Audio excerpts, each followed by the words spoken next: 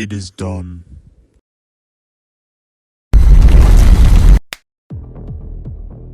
You know what to do.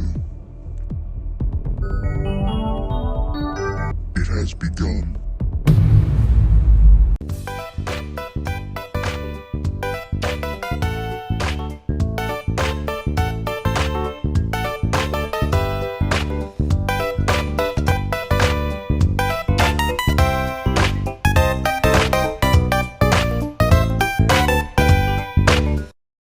So, hopefully you guys are ready to throw your money at a game console that's been getting hyped up for years and then thrown in the trash instantly.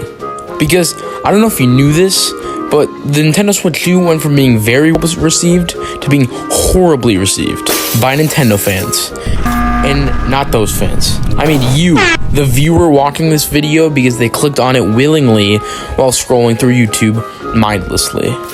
So make sure to punt that subscribe button and let's talk about Switch 2. So, the Direct begun with showing off Mario Kart World, which is the launch game for Nintendo Switch 2.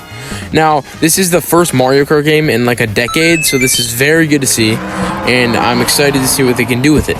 Now, here's some issues I have. First of all, getting the game separately is $80. Now, obviously, when buying it with the Switch 2, it's only $50 because the bundle is $500 and the console is $450. So, obviously, that's the better choice and deal. But it's not like Switch games should be that much. I feel like $80 is a bit too high for a game. I mean, obviously, we have some games that are doing that, but like, I feel like Mario Kart doesn't need to be $80. Because, yes, it's a Mario Kart game, very popular, but I don't think they need to raise the price so much. I mean, Mario Kart 8 Deluxe was like $50, maybe even $40 on the Switch 1. So I don't see why they raised the price. Now, here's the thing though. The game looks phenomenal. The game looks great. Graphics are plus tier. And there's a lot of new moves, a lot of new characters. You can play as a cow. That's literally all that matters, is that you can play as the cow from Moo Moo Meadows. And yeah, I mean, I don't see, hopefully this sells well. I could see it not selling well because the cost. I mean, people are screaming at this game console right now because of this cost. But yes, Mario Kart World I think will be good, but we're gonna have to see when it releases day one. Oh yeah, and there was also a Donkey Kong game that came out. Yeah, it's pretty cool. Okay, and moving on to the Nintendo Switch 2 accessories and so on, and new features. Now, first of all, we have game chat. So now you can rage at your friends as much as you like to, as well as smashing your TV into bits. But, obviously, we've wanted this for years, but Nintendo never gave it to us, or used the stupid Nintendo Online app on the phone. Now, here's the thing. You know those controllers that the Switch 2 has?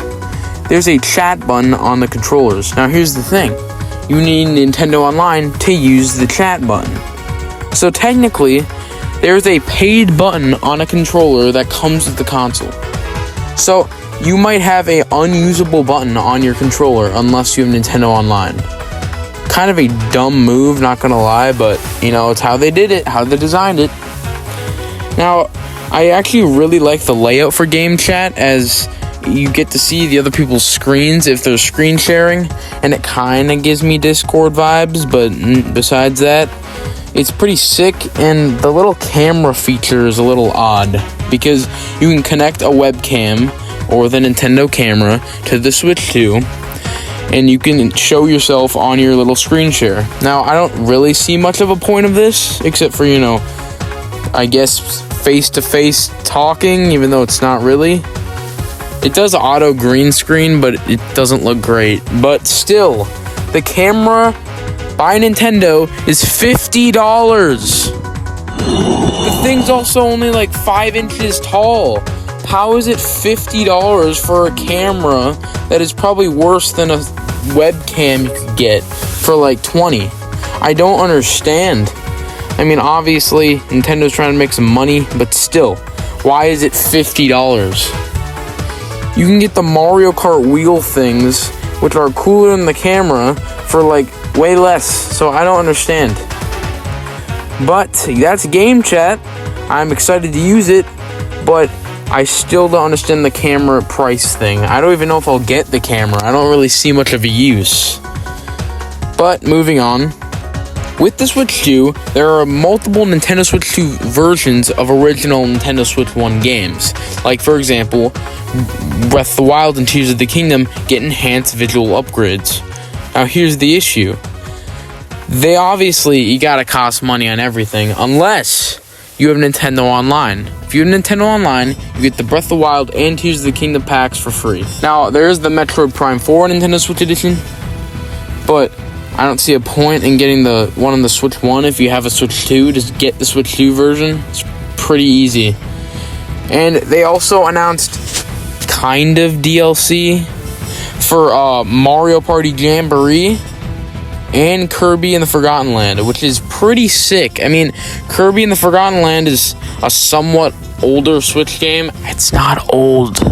I'm just saying, it's a few years from released, so I don't understand why they're adding one level to it now. But hey, it's cool for all those Kirby fans.